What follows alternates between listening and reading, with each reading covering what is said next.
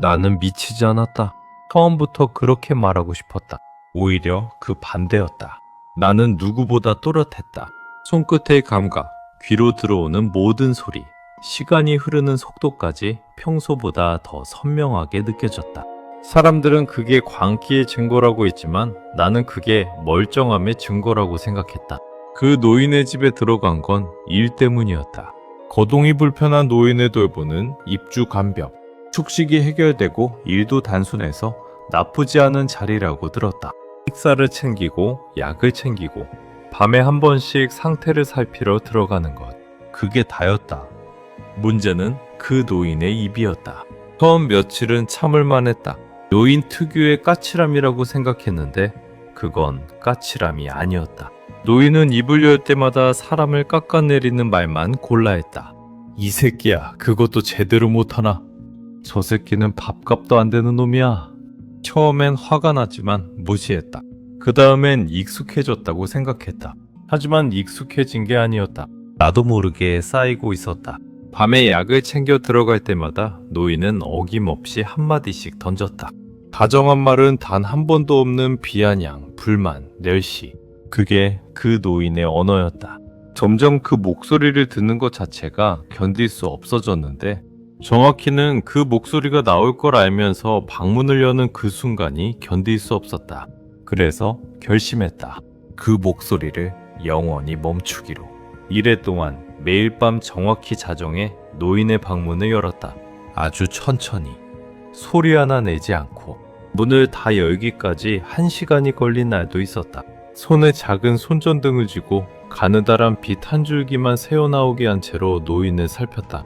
잠든 얼굴을 가만히 들여다보는 것, 그것만으로 충분히 만족스러웠다. 노인은 깨어있을 때만 그 입을 놀릴 수 있었으니까. 잠든 노인은 다정했다. 잠든 노인만이 다정했다. 여드레째 밤, 문틈으로 손가락 하나 들어갈 만큼만 열었다. 손전등이 손에서 미끄러졌다. 떨어지기 직전에 붙잡았지만 그 짧은 순간 작은 소리가 새어나갔다. 이불 속에서 노인이 꿈틀거렸다. 누구야? 어둠 속에서 노인의 목소리가 들렸다. 그런데 이상했다. 늘 있던 비아냥이 없었고 대신 떨림이 있었다. 나는 문 앞에 멈춰서서 숨을 죽였다. 노인도 움직이지 않았다. 어둠 속에는 두 사람의 숨소리만 남았고 시간이 얼마나 지났는지도 몰랐다. 1시간쯤. 어쩌면 그보다 더. 노인은 내가 거기 있다는 걸 알고 있었다. 나도 노인이 그걸 안다는 걸 알고 있었다. 그런데도 둘 다 아무 말도 하지 않았다. 그리고 손전등을 켰다. 빛이 노인의 얼굴에 정확히 닿는 순간 그 입이 다시 열렸다. 그 익숙한 비웃음, 익숙한 욕설이 나오려는 순간 번은 들리지 않았다. 그 후의 일은 빠르게 지나갔다. 너무 빨라서 지금도 정확히 기억나지 않는다. 다만 그 입에서 나오던 소리가 멈췄다는 것, 그것만 또렷이 기억난다. 시신을 숨기는 건 어렵지 않았다. 나는 정확했으니까. 마루를 드러내고 그 아래 공간에 모든 걸 정리해 넣었다. 다시 마루를 덮었을 땐 어디에도 흔적이 없었다. 핏자국 하나, 긁힘 흔적 하나 없이 그 일을 해낸 내가 자랑스러웠다. 이틀 후 경찰이 찾아왔다. 이웃이 이상한 소리를 들었다며 신고했다고 말했다. 나는 태연하게 그들을 안으로 들이며 노인은 지방에 잠시 내려갔다고 말했다. 경찰들은 별다른 의심 없이 집을 둘러봤다. 나는 그들을 노인의 방으로 안내하고 심지어 마루 위에 의자를 놓아 앉으라고 권했다. 바로 그 마루, 그 위로. 자신만만했다. 너무 자신만만해서 그들과 잡담까지 나눴다. 그 소리가 들리기 시작한 건 바로 그때였다. 처음엔 희미했다. 시계 소리인가 싶었는데 시계 소리가 아니었다. 심장 소리였다. 낮고 둔하고 빠르게 마루 밑에서 들려왔다. 내 귀에만 들리는 것인지 경찰들의 표정은 평온했다. 그들은 전혀 듣지 못하고 있었다. 소리는 점점 커질수록 더 크게 말하고 더 빠르게 웃었다. 의자를 더 세게 끌어당기고 손짓을 더 크게 했다. 그 모든 게 그 소리를 덮기 위한 것이었지만 소리는 내 목소리보다, 내 웃음보다 더 커졌다. 머릿속에서만 울리는 거라는 걸 알면서도 멈출 수가 없었다. 그들이 알고 있다고 생각했다. 분명히 알면서도 모르는 척 나를 시험하고 있다고 생각했다. 그 비웃음, 그 가식적인 평온함. 더는 견딜 수 없었다. 그만해! 나는 소리쳤다. 그래, 내가 죽였다. 마루를 뜯어봐. 거기 있어. 그 소리는, 그 심장 소리는. 방이 조용해졌다. 경찰 한 명이 천천히 일어나 마루 쪽으로 다가갔다. 마루 판자가 하나씩 뜯겨나갔다.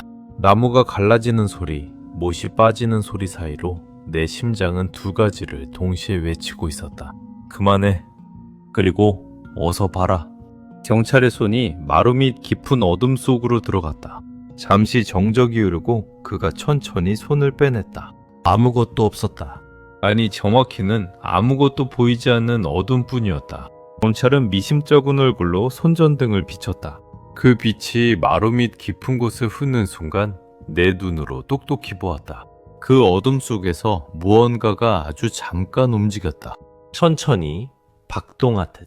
경찰들에게는 보이지 않았는지 그들은 빈 공간만 확인하고 자리에서 일어났다. 별일 없네요. 한 사람이 말했다. 다른 사람은 웃으며 모자를 굳혔었다. 그렇게 그들은 떠났다. 집에는 다시 나 혼자였다. 한참을 그 자리에 서 있었다. 천천히 입가에 웃음이 번졌다. 잘했다. 완벽했어. 아무도 몰라. 나는 정확했다. 그러듯 그 순간 다시 그 소리가 들렸다. 낮고 둔하고 일정한 박동. 마루 밑에서가 아니었다. 그 소리는 내 안에서 내 가슴 한가운데서 울리고 있었다. 마루에 엎드려 그 틈에 얼굴을 가까이 대보았다. 손으로 귀를 막았지만 소리는 멈추지 않았다. 점점 더 커지기만 했다. 그만해. 내가 잘했잖아. 그 입을, 그 더러운 말들을 멈춘 거잖아. 소리는 대답하지 않았다. 그저 계속됐다. 다음 날도, 그 다음 날도 그 집에 머물렀다. 떠날 수가 없었다. 그 소리가 어디까지 따라올지 알 수 없었으니까. 밤이 되면 마루 위에 앉아 그 소리와 대화를 나눈다. 어떤 밤엔 내가 옳았다고 스스로를 다독이고, 어떤 밤엔 무릎을 꿇고 그 소리에게 멈춰달라고 빈다. 어느 쪽도 오래가진 않는다.